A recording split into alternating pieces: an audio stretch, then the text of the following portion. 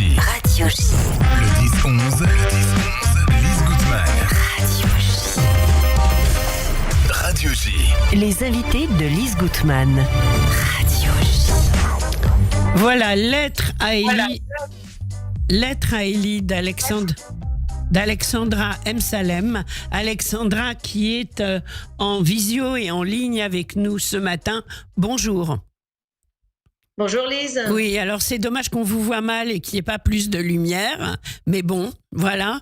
Alexandra, on vous invite ce matin sur Radio J pour ce livre incroyable que vous avez écrit sur l'histoire de votre fils, mais qui est aussi, bien sûr, la vôtre. Lettre à Élie. Alors Élie, le 7 octobre, il est appelé, il part à la guerre. Et pour vous, c'est une nouvelle histoire qui démarre. C'est votre fils. Il a quel âge au moment où il part? À ce moment, à la guerre, il a 21 ans. Il a 21 ans. En octobre dernier, il a 21 ans. Oui. Ah voilà, on vous voit beaucoup mieux, merci. Donc il a 21 ans et malheureusement, et plus que malheureusement, il n'y a pas de mot, le 22 mai, il est tué à Gaza. Alors ces lettres, en fait, c'est des lettres qui n'auraient jamais dû paraître.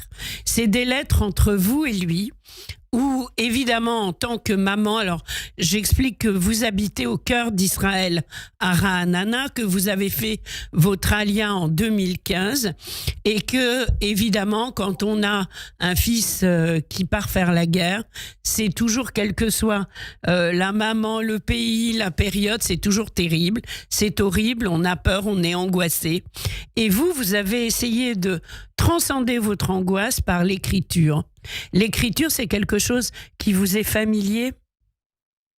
Oui, j'ai toujours écrit. Depuis tout le temps, je tiens un journal intime depuis petite.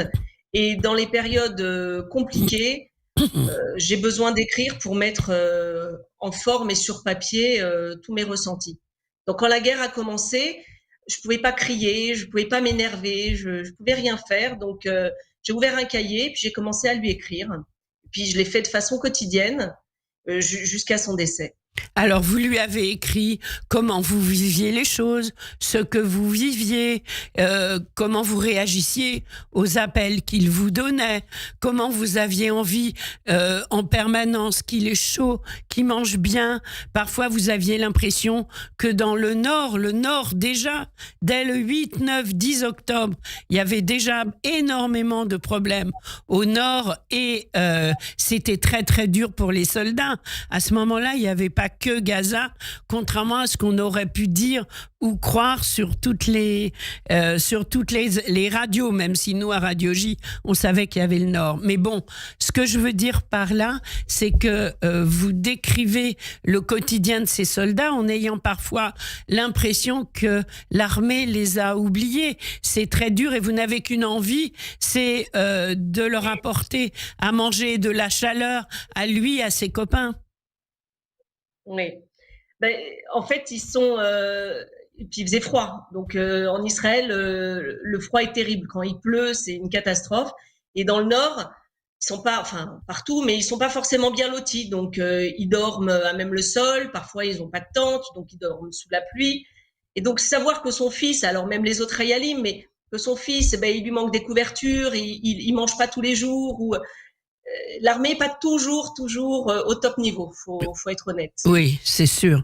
Alors, justement, donc, ces lettres, vous lui avez écrit et il vous disait, je les lirai après la guerre, si j'ai bien compris. Ouais. C'est ça. Il lui restait 3 mois d'armée et il m'a dit, je lirai tout quand j'aurai fini. Parce que bon, il devait finir, il lui restait que 3 mois. Et il les a jamais. Il savait qu'elles existaient, mais il a jamais pu les lire. Et résultat, vous les avez édités et c'est nous qui les lisons. Et on les lit parce que quand on les lit, on est avec vous. Ouais. C'est pour ça aussi. Ce qui était très dur, c'est de passer à l'acte, de décider de rendre publique mon intimité. Parce que toute personne qui va lire ces lettres va rentrer dans ma famille, va voir notre quotidien, va nous fréquenter au jour le jour, va être ému, va être énervé, va être attristé par tout ce qu'on vivait. Et énervé, non. Énervé, non. Mais en empathie et attristé, oui. mais énervé, non. Ouais, On ne peut pas être énervé avec ce que vous écrivez. Après, c'est énervé pour les éléments extérieurs. Ah oui, ça oui, C'est éventuellement, ça. oui, oui, C'est ça. oui, oui, je Mais comprends. c'est partager une intimité, c'est pas évident. Je suis assez pudique de nature, donc mettre à nu un peu ma relation avec mon fils, avec mon mari, avec mes autres enfants, c'est une démarche qui n'a pas été évidente. J'imagine. Alors, justement, donc, Élie, vous avez écrit pour lui et c'est un dialogue qui continue, je crois, par-delà la catastrophe. Ben, je continue à lui écrire. Bah, il est plus là, mais il est là. Il y avait Jean d'Ormesson, il disait il y a quelque chose de plus fort que la mort, c'est la présence des absents dans la mémoire des vivants. Et le fait de continuer de parler d'Élie, ben, pour moi, il est encore là. Et ce livre, c'est un relais pour continuer à parler de lui, pour honorer sa mémoire, Alors, qu'est-ce que vous pouvez nous dire l'avoir sur lui? encore. Qu'est-ce que vous pouvez nous dire sur lui? C'est un Ben, jeune homme apparemment exceptionnel qui était très pieux. bon, oui, il était très pieux. Alors exceptionnel, c'est normal. En tant que maman, on a tous des enfants exceptionnels. Hein. Oui, mais enfin, il y a eu des... D'accord, mais là, apparemment, il était déjà très reconnu par certains rabbins, par certains dirigeants communautaires. C'était pas un soldat lambda. Il avait, en fait, à l'âge de 15 ans, il est parti avec un groupe Chabad à New York pour aller visiter le rabbi. Et il a eu ce qu'on appelle une crise de foi. Il est vraiment tombé dedans. Et il a eu une passion dévorante pour la religion. Et pas simplement pour le mouvement Chabad. Hein. Il s'intéressait à tous les mouvements. Et pour lui, il était juif, quel que soit le courant qu'il avait. Donc, il dormait peu. Et il dispensait des cours à la base. Il se levait tôt pour mettre les tefs aux autres copains. Et il était tout le temps dans il faut que j'apporte quelque chose aux autres. Et même le jour de sa mort, on nous a rapporté que avant d'effectuer sa mission, ils ont cherché des volontaires pour ramasser des corps, des bouts de corps qui avaient été explosés. Et il s'est porté volontaire pour aller accomplir cette dernière mitzvah. Donc c'est très dur ce qu'on vit, mais je me dis qu'il est parti en faisant le bien jusqu'au bout. Bah oui, ce qui n'est pas le cas forcément, évidemment. C'était quand même un être un peu lumière, on va dire. Il était lumineux. Il était lumineux, voilà. Ce qui le caractérisait, c'est son sourire. Il avait constamment un sourire, même quand ça allait pas. Et il disait à Kol Letova, à Batoda, il avait toujours ce genre de phrases. Et Dieu était omniprésent dans sa vie. Dans sa vie. Alors, lettre à Élie, j'imagine que vous avez encore un fils et une fille, qu'ils ont lu ces lettres. Qu'est-ce qu'ils vous en ont dit? La réaction des frères et sœurs, c'est pas évident. Ça a été très dur parce que les lire, parce que je leur ai fait lire avant de l'éditer, les lire, ça a été revivre ce qu'on a vécu ces derniers mois. Et c'était assez difficile. Parce que nous, chaque jour qui est écrit dans ces lettres, c'est un moment qu'on a passé. Et donc forcément, ça ressort de l'émotion, de la tristesse, de la nostalgie. Donc ça a été très dur de les relire pour eux. J'imagine. Tout à l'heure, en attendant d'être à l'antenne, je vais raconter un peu ma vie, j'ai sorti le livre et on avait des invités dans le hall de la radio et l'une d'entre elles m'a dit c'est bien que ce livre soit cartonné parce que c'est un livre qui est cartonné, qui est avec du très très joli papier. C'est comme un cadeau que vous faites au lecteur et qu'on gardera dans sa bibliothèque. C'était l'intention? Oui, je voulais que ça reste, que ça se garde. Et même, là, l'idée, c'est que ça continue. J'aimerais le traduire en hébreu parce qu'il s'adresse aussi à ces mamans israéliennes. Ben, évidemment. Et même si les Français vivent complètement ce qu'on est en train de vivre au quotidien en Israël, les femmes, les mamans israéliennes sont d'autant plus touchées parce que c'est hélas notre quotidien. Ce matin encore, on a été dans les abris. et on y va de façon machinale, sans avoir peur, sans y penser. On dit bon ben on va à l'abri, c'est comme ça.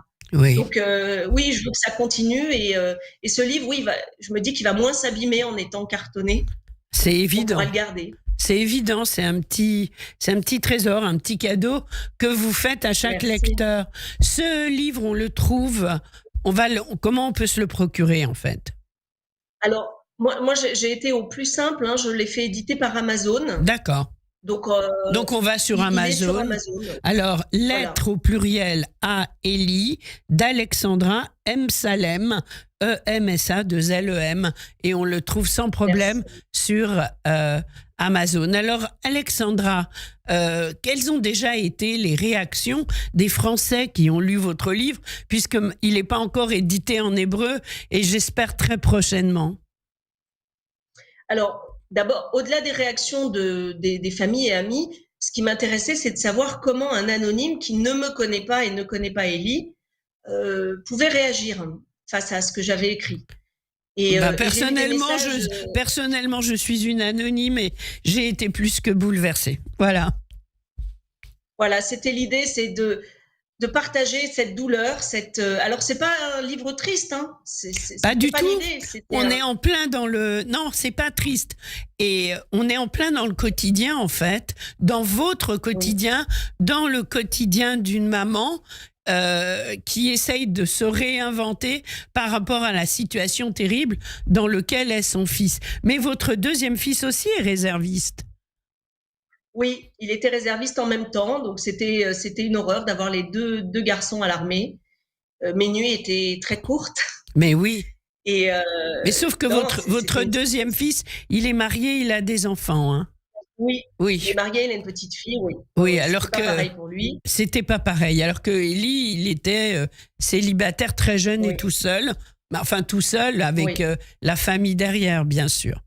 Oui, Mais c'est ouais. pas... Voilà. Et vous revoyez des amis à lui de l'armée qui étaient Alors avec j'ai lui? beaucoup de contacts avec l'armée est présente. Les amis de l'armée, on les voit de temps en temps et ses amis proches viennent nous voir parce que eux aussi, ils ont perdu un être proche et ils ont besoin d'être en contact avec nous pour qu'on puisse reparler du passé, des anecdotes, des moments partagés. Bien sûr. Donc ça, Donc voilà. j'imagine que ça vous soutient beaucoup. Oui, non, c'est important. C'est important parce que avant, quand j'habitais en France, la seule personne que je connaissais au monde qui avait perdu un enfant, c'était ma grand-mère. Et c'était un phénomène rare, je ne connaissais personne. Et en Israël, je m'aperçois qu'il y a énormément, hélas, de mamans dans mon cas. Donc on est régulièrement les unes avec les autres, on se soutient, on parle beaucoup. Et d'une situation anormale, on arrive à créer des moments quasiment normaux. C'est très important ce que vous dites. Ces mamans, vous parlez hébreu vous-même, j'imagine. Je comprends bien l'hébreu, je le parle pas facilement. Oui, Je le comprends. vous le comprenez. Mais du coup, vous échangez avec des mamans francophones. C'est cela? Exactement, exactement. Donc, évidemment, ce n'est pas très, très simple. Alors, qu'est-ce qu'on vous en a dit déjà du livre, pour ceux qui l'ont lu? Ben, les gens sont, comme vous avez dit, Lise, ils sont assez bouleversés, assez très émus, touchés. Et quelque part, ils sont contents de rentrer dans notre intimité, de connaître un petit peu ma famille. Donc, Bien sûr. ça les fait sourire parce qu'il y a des anecdotes amusantes. Donc, ils ont l'impression d'avoir partagé un moment de vie ponctuel avec moi. Et puis, ils ont connu Élie. Donc, après, je pense qu'ils referment le livre avec tristesse, mais avec un sourire. Exactement. Alors, votre livre, c'est un moment de vie. Ça s'appelle Lettre à Élie, Alexandra M. Salem. On le trouve sur Amazon, donc on le commande. Et comme ça, eh bien, ça permet justement d'être un peu aussi dans le concret avec la réalité des parents qui ont des enfants à l'armée. En tous les cas, Alexandra M. Salem, on est avec vous. Et quand vous viendrez en France, bienvenue dans le studio de Radio J. On vous embrasse. Avec Belle plaisir. journée, bon courage. Au revoir. Merci. Radio J. Au revoir. Radio J Comédie Club.